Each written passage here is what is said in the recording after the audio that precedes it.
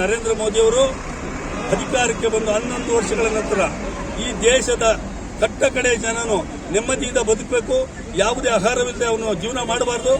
ದೇಶದ ಅಭಿವೃದ್ಧಿಗಾಗಿ ಶ್ರಮಪಟ್ಟು ಇಡೀ ತನ್ನ ಜೀವನವನ್ನೇ ಮುಡುಪಾಗಿಟ್ಟಂತ ನರೇಂದ್ರ ಮೋದಿಯವರು ದೇಶದಲ್ಲಿ ಜಿಎಸ್ಟಿಯನ್ನು ಕಮ್ಮಿ ಮಾಡಿದ್ದಾರೆ. ಅದು ಬಡಬಗ್ಗರಿಗೆ.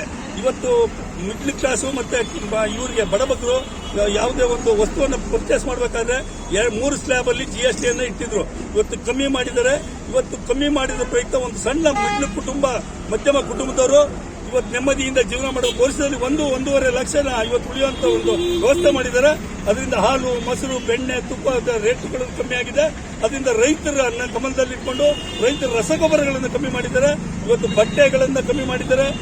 ಮಿಡ್ಲ್ ಕ್ಲಾಸ್ ಜನಗಳು ಗಾಡಿಯನ್ನ, ಕಾರ್ ಇರ್ಬೋದು, ಸಣ್ಣ ಕಾರುಗಳಿರ್ಬೋದು, ಆ ಕಾರುಗಳನ್ನ ಪರ್ಚೇಸ್ ಮಾಡಬೇಕು, ಟೂ ವೀಲರ್ ಪರ್ಚೇಸ್ ಮಾಡಬೇಕು ಅನ್ನೋ ಉದ್ದೇಶದಿಂದ ಆ ವೆಹಿಕಲ್ಗಳನ್ನು ಕಮ್ಮಿ ಮಾಡಿದ್ದಾರೆ. ಮತ್ತೆ ಇಡೀ ದೇಶದ ಜನ ಆರೋಗ್ಯವಾಗಿರಬೇಕು ಅಂತ ಹೇಳಿ ಈ ಔಷಧಿಗಳು, ಮೆಡಿಕಲ್, ಯಾವುದೇ ಆಪರೇಷನ್, ಹಾರ್ಟ್ ಪ್ರಾಬ್ಲಮ್ ಯೂಸ್ ಮಾಡ್ತಕ್ಕಂಥ ಎಲ್ಲ ಒಂದು ಮೆಡಿಸಿನ್ ಮತ್ತೆ ಸ್ಟಂಟ್ಗಳನ್ನು ಕಮ್ಮಿ ಮಾಡಿದ್ದಾರೆ. ಇದರಿಂದ ದೇಶ ಸದೃಢವಾಗಿದೆ. ಅದ್ರ ಜೊತೆಯಲ್ಲಿ ದೇಶದ ಅಭಿವೃದ್ಧಿ ಕೂಡ ಅಷ್ಟೇ ವೇಗವಾಗಿ ನಡೀತದೆ. ಇವತ್ತು ಇಡೀ ಪ್ರಪಂಚದಲ್ಲಿ ನಮಗೆ ಹಿಂದೆ ಒಂದು ವಾಡಿಕೆ ಇತ್ತು, ಭಾರತ ಅಂದ್ರೆ ಆವಾಡಿಗರ ದೇಶ ಅಂತ ಕರೀತಾ ಇದ್ರು. ಇವತ್ತು ಆ ಪರಿಸ್ಥಿತಿ ನಿರ್ಮಾಣ ಆಗಿಲ್ಲ. ನರೇಂದ್ರ ಮೋದಿ ಅಧಿಕಾರಕ್ಕೆ ಬಂದ ನಂತರ ಇಡೀ ಪ್ರಪಂಚದಲ್ಲಿ ಬೇರೆ ದೇಶಗಳು ಭಾರತದ ಮುಂದೆ ಮಂಡಿ ಊರಿ ನಿಲ್ಲುವಂತ ಕೆಲಸವನ್ನು ಇವತ್ತು ನರೇಂದ್ರ ಮೋದಿ ಅವರು ಮಾಡಿದ್ದಾರೆ. ಅದಕ್ಕೋಸ್ಕರ ನಾವು ಜಿಎಸ್ಟಿಯ ಸಂಭ್ರಮಾಚರಣೆಯನ್ನ ಮಾಡ್ತಾ ಇದ್ದೇವೆ. ಇವತ್ತು ಜಿಎಸ್ಟಿ ಬಂದು ಕಮ್ಮಿ ಮಾಡಿರೋದ್ರಿಂದ ಸಾಮಾನ್ಯ ಜನಗಳು ನೆಮ್ಮದಿಯಿಂದ ಬದುಕ್ತಾರೆ.